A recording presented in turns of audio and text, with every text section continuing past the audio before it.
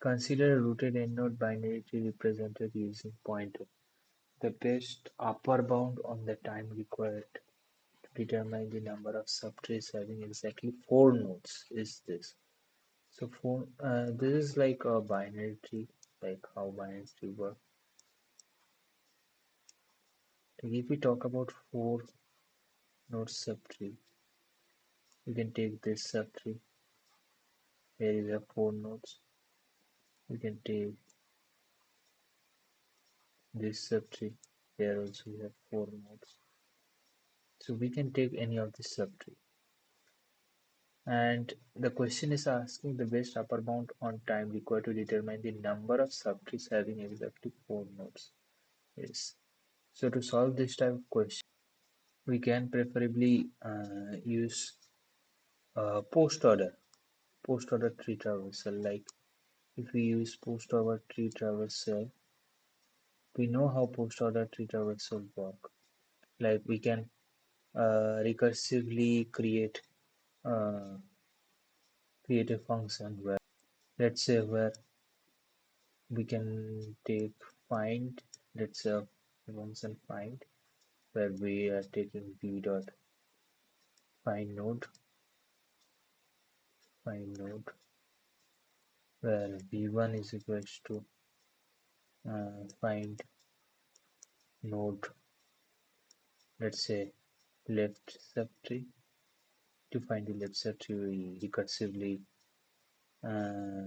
go to the left subtree first, and then v2 finds the number of nodes in right subtree.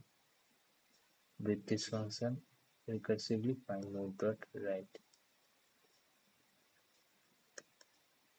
and then if create if v1 plus v2 plus 1 y1. When we are talking about the subtree, we will also take the head pointer, right? We'll also take the head pointer, right? When we are recursively going to this, we also consider the head pointer here. When we are recursively pointing this to this left subtree, we will also consider the head pointer. So that's why plus 1 is necessary. Plus 1 is equals to 4. It's just writing pseudocode, so no need to write double equal. If v1 plus v2 plus 1 is equals to 4, then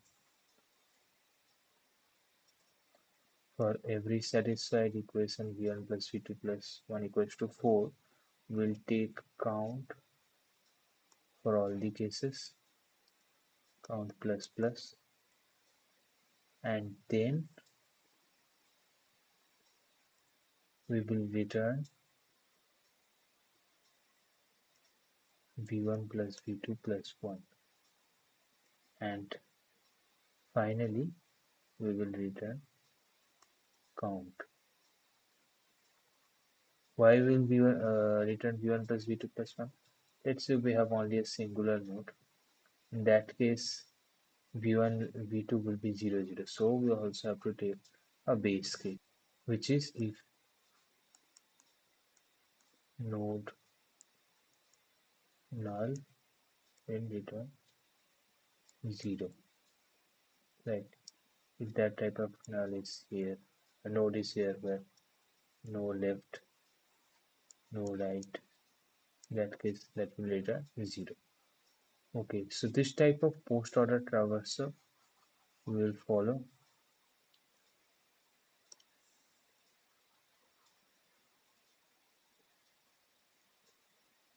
and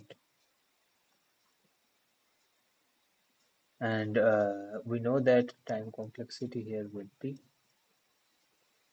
big O of n. So if we compare it with this, big O of n to the power a log n to the power a log b to the power n, we can see a equals to 1, b equals to 0. So a plus 10b will be 1 plus 10 into 0, which will become eventually 1. Okay.